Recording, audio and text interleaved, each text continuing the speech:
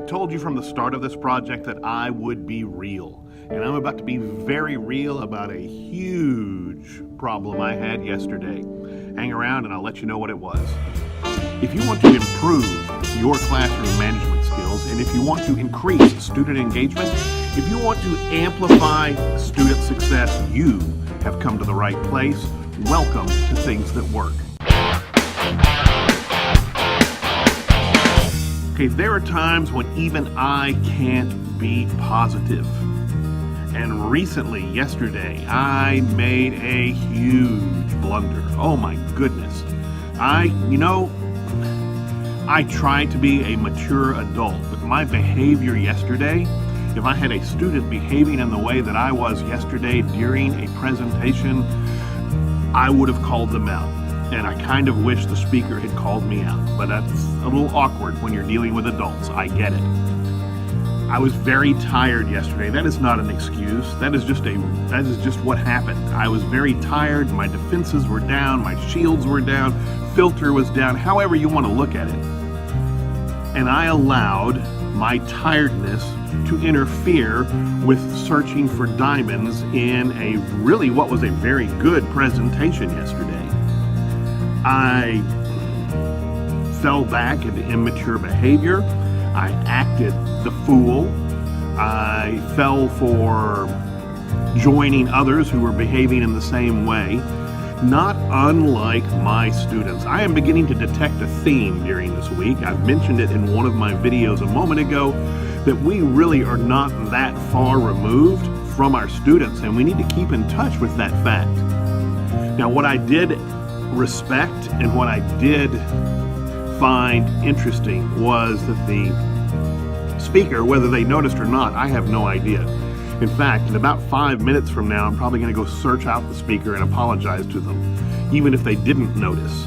Whether they noticed or not, they took the high road. They didn't call me or anyone else at my table out.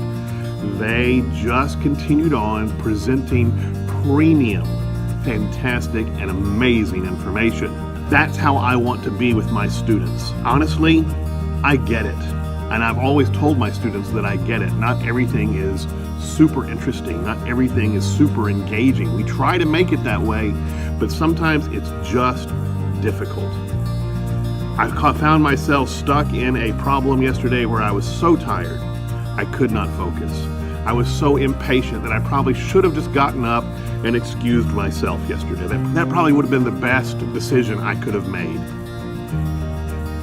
Instead, I made faces, I made comments, I whispered stuff. I was just being dumb. I was being stupid. We all have seen it when our students act that way, and I think most of us, if we're realistic with ourselves, can find times in our lives when we've fallen back into that behavior. As you go through the school year and as I go through the school year, my goal is to relate to my students and build those relationships. And I know it's yours too. It's what we do as teachers, because without relationships,